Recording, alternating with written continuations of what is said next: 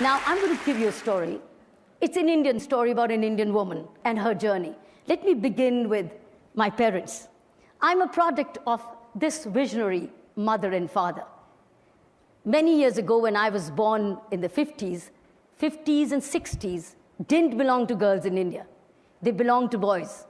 They belonged to boys who would join business and inherit business from parents, and girls would be dolled up to get married. My family in my city and almost in the country was unique. We were 4 of us, not one, and fortunately no boys. We were 4 girls and no boys. And my parents were part of a landed property family. My father defied his own grandfather, almost to the point of disinheritance, because he decided to educate all 4 of us. He sent us to one of the best schools in the city and gave us the best education. As I've said, when we're born, we don't choose our parents. And when we go to school, we don't choose our school. Children don't choose the school. They just get the school which parents choose for them. So this is the foundation time which I got. I grew up like this, and so did my other 3 sisters. And my father used to say at that time, I'm going to spread all my 4 daughters in 4 corners of the world. I don't know whether he really meant, but it happened. I'm the only one who's left in India. One is a British, another is an American, and the third is a Canadian. So we are 4 of us in 4 corners of the world. And since I said they're my role models, I followed 2 things which my father and mother gave me. One, they said, life is on an incline. You either go up or you come down. And second thing which has stayed with me, which became my philosophy of life, which made all the difference, is 100 things happen in your life, good or bad. Out of 100, 90 are your creation. They're good, they're your creation. Enjoy it. If they're bad, they're your creation. Learn from it. 10 are nature sent, over which you can't do a thing. It's like a death of a relative, or a cyclone, or a hurricane, or an earthquake. You can't do a thing about it. You've got to just respond to the situation.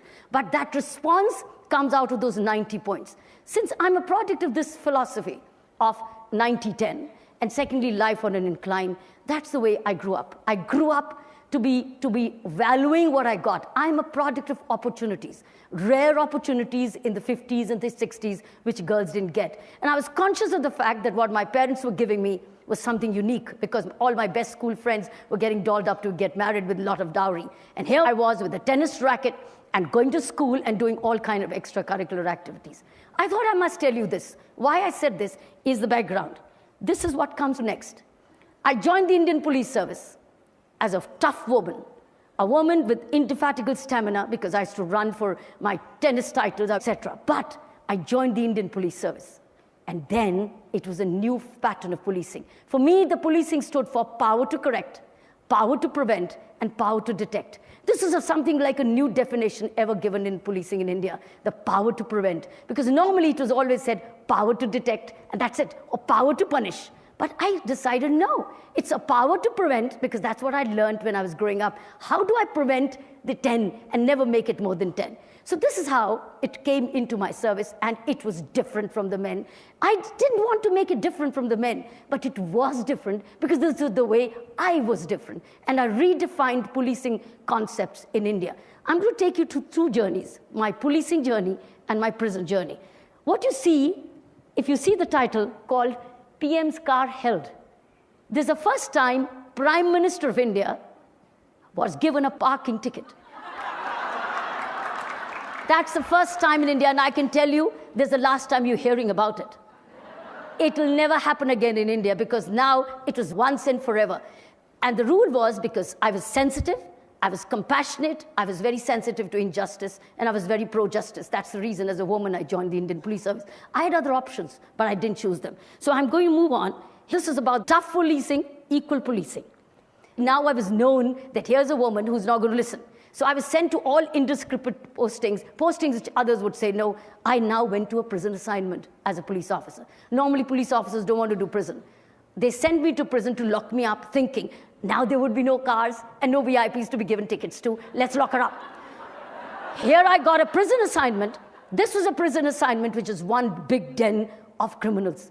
Obviously it was. But 10,000 men, of which only 400 were women. 10,000, 9,000 plus about 600 were men. Terrorists, rapists, burglars, gangsters. Some of them I'd send to jail while as a police officer outside. And then, how did I deal with them? The first day when I went in, I didn't know how to look at them. And I said, do you pray?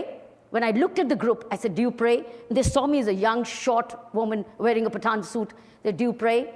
And they said, they didn't say anything. I said, do you pray? You want to pray? They said, yes. I said, all right, let's pray. I prayed for them, and things started to change. This is a visual of education inside the prison. Friends, this has never happened where everybody in the prison studies. I started this with community support. Government had no budget. It was one of the finest, largest volunteerism in any prison in the world. This was initiated in Delhi prison. You see one sample of a prisoner teaching a classes. These are hundreds of classes, 9 to 11. Every prisoner went into education program. Same den, which they thought they would put me behind the bar and things would be forgotten, we converted this into an ashram. From a prison to an ashram through education. I think that's the bigger change. It was the beginning of a change. Teachers were prisoners. Teachers were volunteers. Books came from donated school books. Stationery was donated. Everything was donated because there was no budget of education for the prison. Now, if I had not done that, it would have been a hellhole. That's the second landmark. I want to show you some moments of history in my journey, which probably you'll never, ever get to see anywhere in the world. One, the numbers you'll never get to see. Secondly, this concept. This was a meditation program inside the prison of over 1,000 prisoners. 1,000 prisoners who sat a meditation. This was one of the most courageous steps I took as a prison governor. And this is what transformed. You want to know more about this? Go and see this film, Doing Time, Doing Vipassana. You'll hear about it and you'll love it. And write to me on kiranbedi.com and I'll respond to you. Let me show you the next slide. I took the same concept of mindfulness because why did I bring meditation into the Indian prison? Because crime is a product of distorted mind. It was distortion of mind which we needed to be addressed to control, not by preaching, not by telling, not by reading, but by addressing your mind. I took the same thing to the police because police equally were prisoners of their mind and they felt as if it is we and they and that the people don't cooperate. This worked. This is a feedback box called the petition box. This is a concept which I introduced to listen to complaints, listen to grievances. This was a magic box. This was a sensitive box. This is how a prisoner drew how they felt about in the prison. And if you see somebody in the blue, yeah, this guy, it was a prisoner. And he was a teacher, and you see everybody busy. There was no time to waste. Let me wrap it up. I'm currently into movements of education of the underserved children, which is thousands. India is all about thousands. Secondly is about anti-corruption movement in India. That's a big way. We, as a small group of activists, have drafted an ombudsman bill for the government of India. Friends, you will hear a lot about it. That's the movement at the moment I'm driving, and that's the movement and a mission of my life. Thank you very much. Thank you. Thank you very much. Thank you. Thank you.